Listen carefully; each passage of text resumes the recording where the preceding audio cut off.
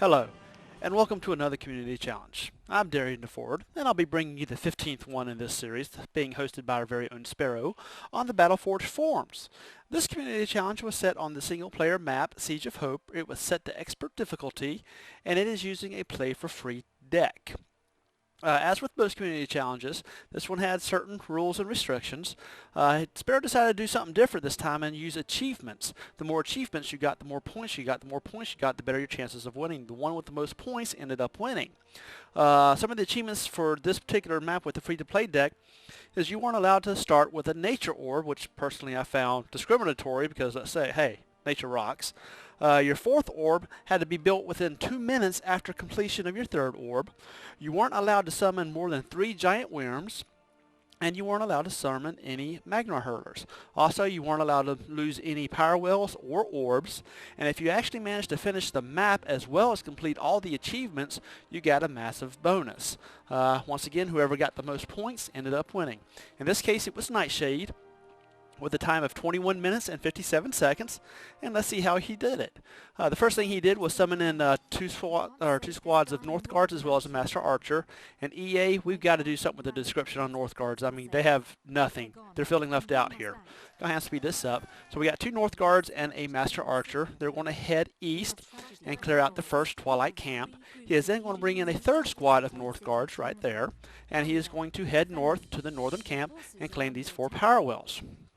The North Guards will attack the Twilight minions as well as the archers, and you want to be careful not to lose these guys because the first part of this map is about power consumption and getting as much power as you possibly can. He'll pull off one squad to claim the power well, and then the other squad spawn from this infestation. He pulls back this squad to make sure he doesn't lose it, because if you lose it, you're just really bad.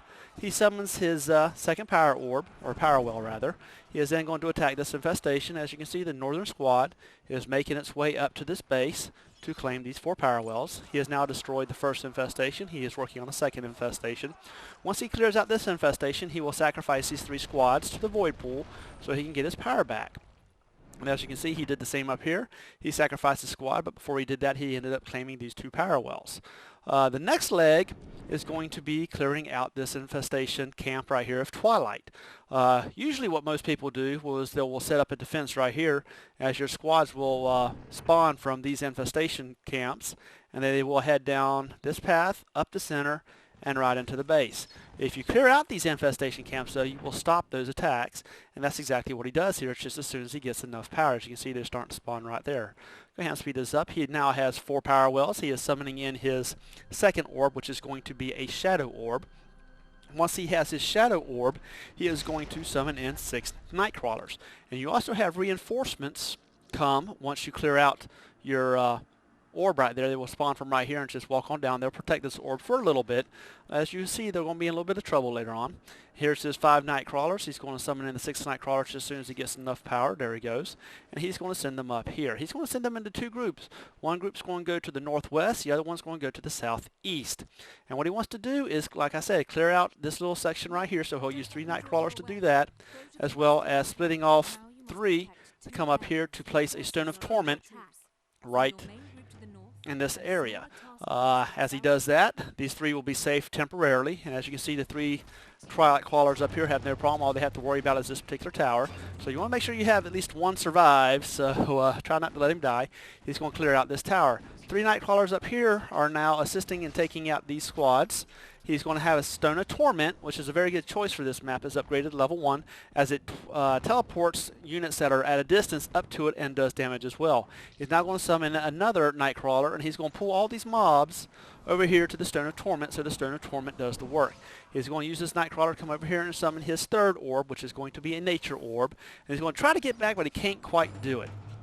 And as you can see, the Nightcrawlers over here have cleared out this room. The Stone of Torment ended up killing the Nightcrawlers because it will harm your own units, so it's gone back to the Void Pool. And as you can see, all this Nightcrawler is doing is just pulling all the Twilights it possibly can over to the Stone of Torment and let the Stone of Torment do the work. He's got one more Slaver to worry about, and he's summoning a 2nd Nightcrawler to take out this infestation. The Slaver has died, and now both Nightcrawlers will take out this infestation. It is clear up here. He's going to summon in a squad of Master Archers to claim his 4th orb, which is going to be a Shadow Orb, and he lets the Stone of Torment kill it. He has now brought in a wall to the north, and he is going to send the 2nd Nightcrawler down to the south and protect the southern base. The next leg is you have to protect the south base as well as the north base against some pretty heavy attacks. He is once again going to claim power wells. Power is definitely a problem. He has summoned another power well here. And he's going to summon these, or claim these 2 power wells as well. Now, a regular normal unit will not make it through the fire, so you want it to be a swift unit or a large unit. He has then summoned his wall. He is going to bring his Nightcrawler to the southern base and claim these 4 as well. Now, the object of this next one is you have a Twilight infestation camp here, which is from this building. It's going to spawn Hulks, Devastators, Horrors, as well as Abominations. And they'll come down the path, and they're going to attack here. Same with the southern base. They're going to spawn in this base, walk down, and attack your southern base. So you want to keep these bases alive as long as you possibly can. As you see, he's got 1 orb there. You have reinforcements, which are coming from the Twilight camps. And they're going to come up, and they're going to, for the most part, take this out, but they're going to get wiped as these Twilight creeps are just too much for them. You then have the attack wave starting. There's your first attack wave, Twilight Devastators. He's going to bring in a Great Worm to assist with the defense. Now you want to keep these walls up. Those walls are the keys. The Great Worm can hold it for the most part, but if the walls go down, he's going to have a little bit of a problem. He's also going to summon a Great Worm down here once he gets the power. As you can see, 1 Master Archer repairing the walls, have really no problem holding that for the moment. Now your strongest attack is going to be right here. This is the 2nd attack wave, and you already have a Twilight Hulk. The Hulks are going to go after the wall, so your Great Worm will have a chance to damage it. Like I said, you got to keep this wall repaired as much as you possibly can. He's now claimed his 2 power wells there, 2 power wells there, his 4 power wells there, as well as his 4 power wells here. And you now have more attacks coming from the south. The south attack wave isn't too bad. He now has brought in another Giant Worm to clear this base, so he can later on clear these power wells. He's going to move this Giant Worm to a southern base to help with the defense. And once again, you have a Twilight Hulk here coming and attacking the wall. And as long as you have that wall up, your Giant Worm will be able to handle it. For some reason, the Shaman decided to attack this particular orb, and I don't know why, but he did. And he's going to end up inviting his friends here in a minute. He has then sent some Master Archers to claim these power wells, and he's going to sacrifice them to put them back into the Void Pool. As you can see, walls repairing. The walls are repairing. The Great Worm is going to take out the Hulk without a problem. And now, for some reason, there you go. The attack wave came after the orb. He's going to use a Glacier Shell on the monument to protect it. It renews itself 3 times for, I think, 1,200. He's going to summon in some drones, give them Unholy Power as well as Unholy Hero to take out the Tree Fiends and the rest of the mobs, and some Surge of Lice is not going to be a problem. He then also has random spawns, patrols coming down this and attacking his 4th orb, or 3rd orb rather. So he's got some Rippers to help defend it. And as you can see, he is now preparing for an attack on this base right here. He's going to bring in 1 Giant Worm. He lost 1 because the Hulk managed to come through the door. And he's got an army of Swamp Drakes coming.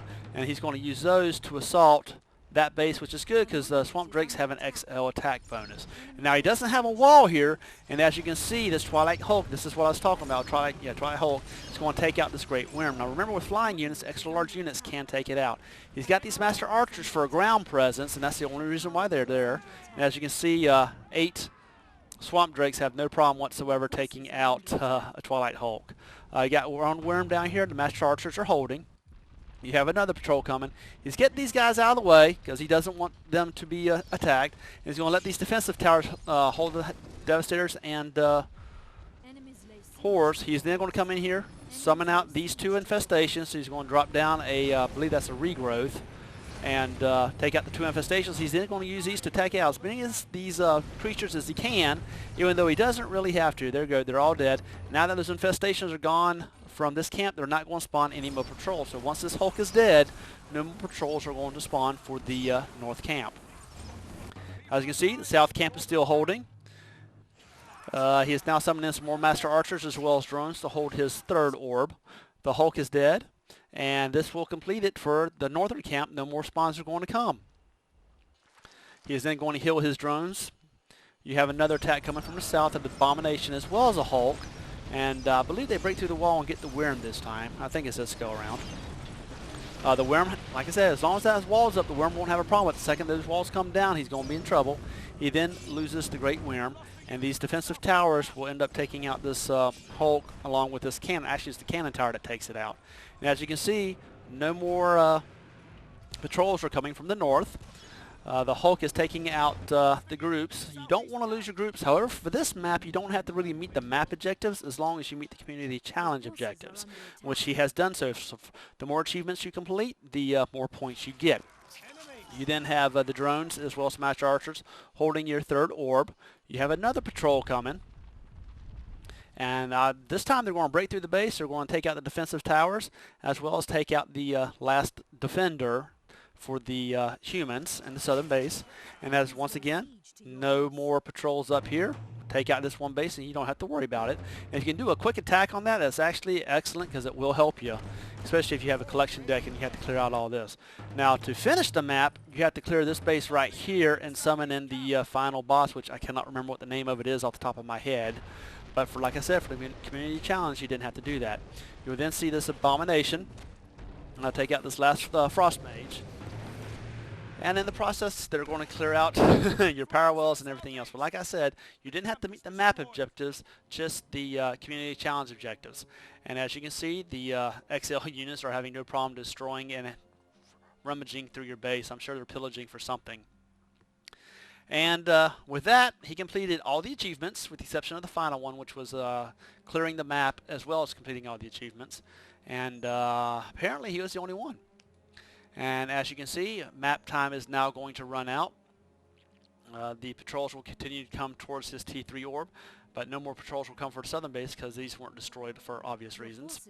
There you go. There they go for the T3. And like I said, if you want to finish the map, you're going to have to clear all this. And the replay is now over. Like to thank Nightshade. I learned a few things on this map that I didn't know about. And this is the 15th Community Challenge. He completed all the achievements he possibly could, with the exception of clearing the map. And my hat's off to him. I hope you enjoyed this replay, this commentary, and until the next Community Challenge, this is Darian DeFord signing off.